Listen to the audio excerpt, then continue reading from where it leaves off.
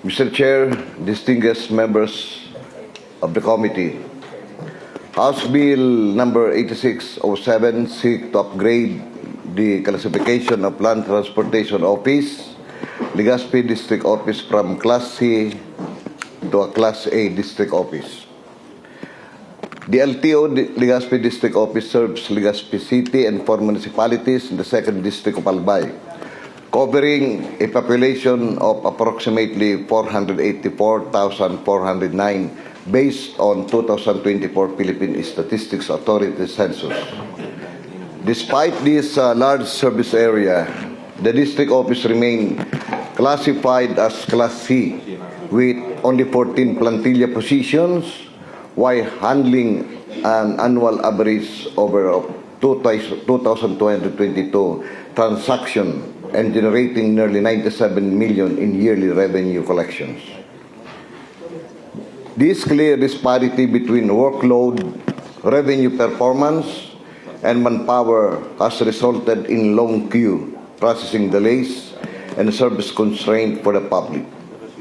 The current classification no longer reflects the operational realities faced by the office.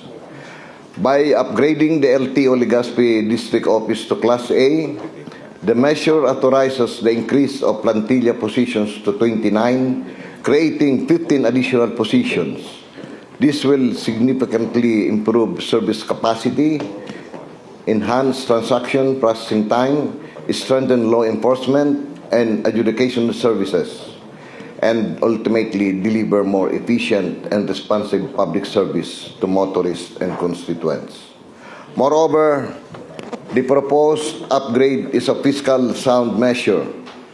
With increased personnel and improved operations, the LTO District Office is expected to further improve revenue generations, offsetting the additional operational costs while contributing more effectively to national collections. House Bill number 8607 is a practical data-driven response to sustained service demand.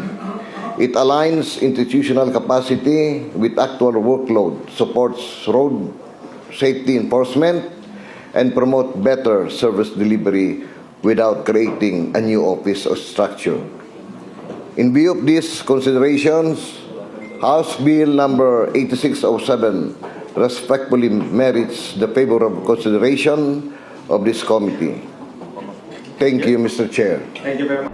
Mga kasurog, nalagtuon po maging updated sa mga bareta at informasyon sa Bilog na Kabikolan. Mag-comment, i-like at i-share ang sa inyo pong video na lahidin. Maki-follow na din kan sa muyang Facebook page www.facebook.com/BicolNetTV.